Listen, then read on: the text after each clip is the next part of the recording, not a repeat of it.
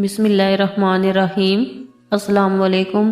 मियाँ बीवी में जुदाई डालने वाला कौन है और इसका अंजाम क्या है?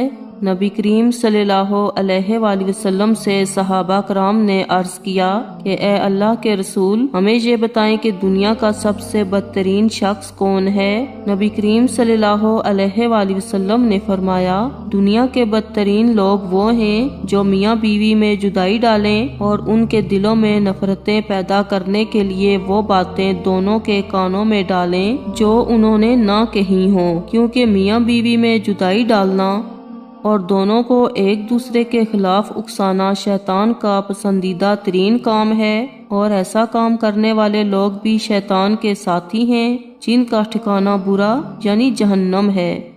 अच्छी बात दोस्तों के साथ ज़रूर शेयर कीजिए और चैनल को सब्सक्राइब कीजिए। जज़ाकल्लाह।